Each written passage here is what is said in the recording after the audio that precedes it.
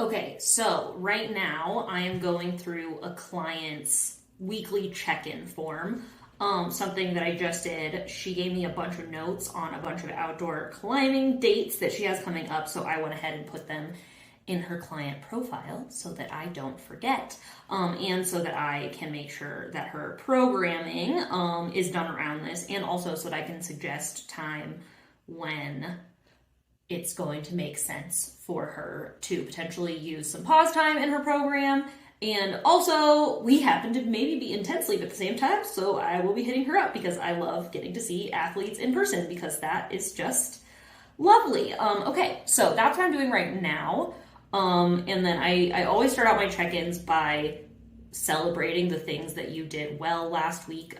This athlete got all of her sessions done again, and some of her work schedule changed last week kind of unexpectedly, and it actually worked out better for her. So I will be celebrating her flexibility with that because that is dope.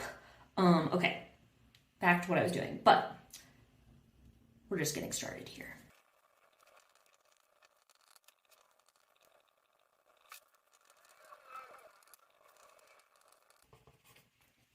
Another thing I have clients do as part of their weekly check-in with me is we talk about what is challenging. And some things are just like logistical, like, hey, Lauren, as I get into this workout, this is actually like maybe taking longer than I thought, or like this was feeling extra hard this week, I wonder why, or, you know, insert challenge here. But a lot of times what I find is really cool is that like I'm having this moment right now with this client and I'm like actually so proud of her, is that she's like mentioning things that were really challenging this week. And honestly, I think the way that she handled the challenges were like really excellent and beautiful and like all I could have hoped that she would do. So I think one thing that's really cool about coaching is that like sometimes when we are faced with challenges, it's really easy to be like, oh my God, this just sucked. And you just like want to vent about it. But like a good coach is not only going to help you like come up with new solutions, come up with new ways of like working around challenges, but a good coach is also going to point out to you that when you handle a problem really, really well, like this client did, and when you like actually, you know, showed up really appropriately and used a lot of great tools to manage a challenge in your training. So that's something that this client did this week, and I'm super proud of her, and this is cool. I'm definitely going to tell her about it because she did great.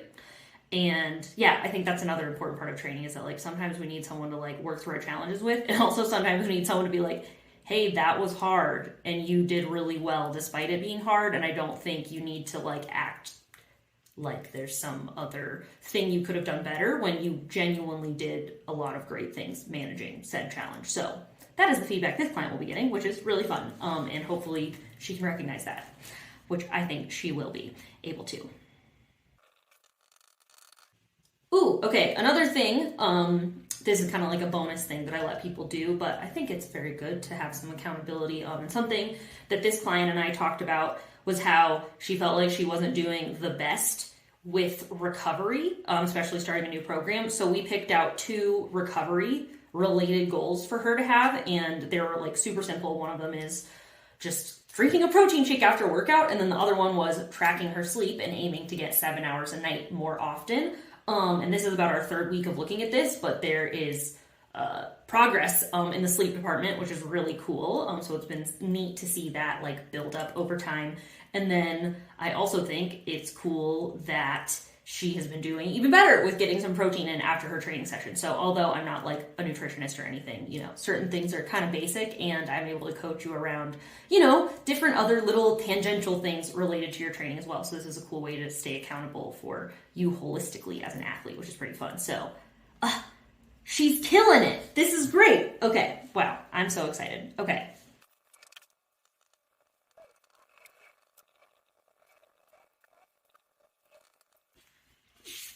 Okay, so a big area of support for this athlete this week is that she has a really crazy work week, and she also is going to be having some trouble with childcare because her husband is going out of town.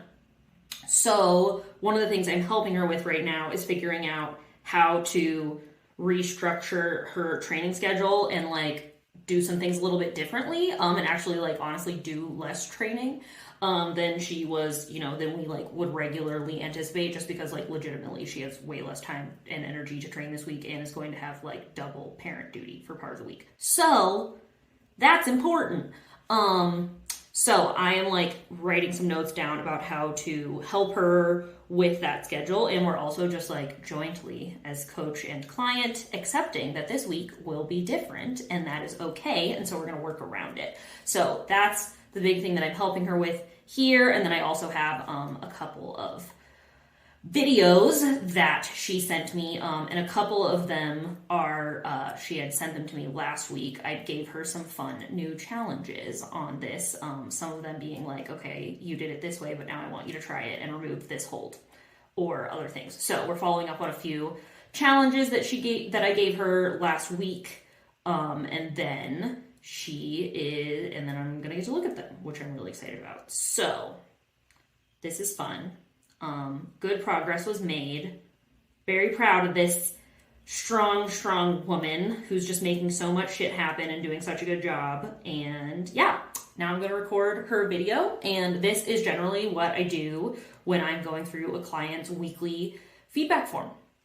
And there you have it.